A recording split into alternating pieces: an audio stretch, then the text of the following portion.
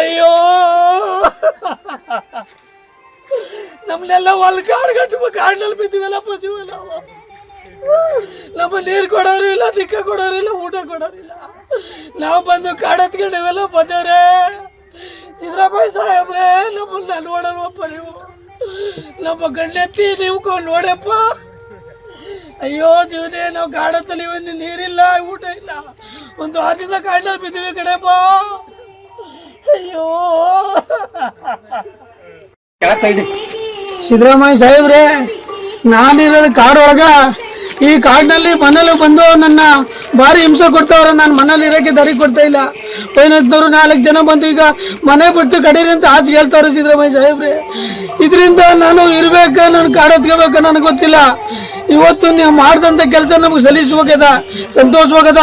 ಈ ಕೆಲಸನ ನಿಮಗೂ ನಾವು ಉತ್ತರ ಮೆರಿಬೇಕು ಅಂತಂದ್ರೆ ಆದರೆ ಸಿದ್ದರಾಮಯ್ಯ ಸಾಹೇಬ್ರೆ 2,000 ಕೊಡೋದು ಬಿಟ್ಬಿಟ್ಟು ಈ ಸಾಲ ಮೈಕ ಫೈನಾನ್ಸ್ ಪಜ್ಜನ ಮಾಡಿ ನಮಗೆ ಒಂದು ಒಳ್ಳೇದು ಮಾಡಿ ನಿಮ್ಮ ಸರ್ಕಾರ ನಮ್ಮನ್ನು ಉಳಿಸ್ಕೋಬೇಕು ಅನ್ನೋದಾದರೆ ಇವತ್ತು ನೀವು ಒಂದು ತಗೊಂಡ್ರೆ ನಿರ್ಧಾರ ಸರಿಯಾಗಿದೆ. ನಾವು ಮಾತ್ರ ಇರಲ್ಲ ಸಿದ್ದರಾಮಯ್ಯ ಸಾಹೇಬ್ರೆ.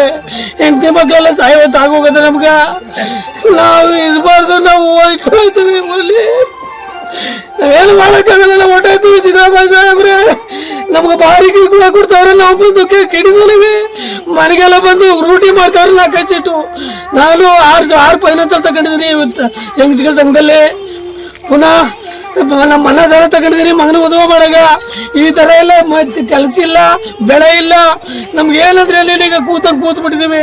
ಅದರಲ್ಲೂ ನಮ್ಗೆ ಭಾಳ ತೊಂದರೆ ಕೊಡ್ತಾವ್ರೆ. ಈಗ ನಮ್ಗೆ ಫೈನಾನ್ಸರ್ ಬಂದು ನಿಮ್ಮ ಫೋಟೋ ಒತ್ತಿಕೊಂಡು ನಾವು ಸಹಾಯ ತಗೊಂಡ್ರೆ ನೆನೆತೀವಿ, ಹಳ್ಳಿ ಒಳಗಡೆ ನಾವು ನೆನೆತೀವಿ ಕಣ. ಸಿದ್ದರಾಮಯ್ಯನವರೇ, ನೀವು ತಗೊಂಡ್ರೆ ನಿರ್ಧಾರ ಇದನ್ನ ಕೈ ಬಿಡಬೇಡಿ, ನೀವು ಮುಂದುವರಿಸಿ ಇದನ್ನ ಕೈ ಬಿಡಬೇಡಿ. ಯಾವ ಹಳ್ಳಿಲಿ ಯಾವ ಸಿಟಿಲು ನಿಮ್ಮ ಫೋಟೋಲಿ ಎತ್ಕೆ ಮೆರೀತಾರೆ, ನಿಮ್ಮ ಸರ್ಕಾರನ ಉಳಿಸ್ಕೊತಾರೆ ಜನ.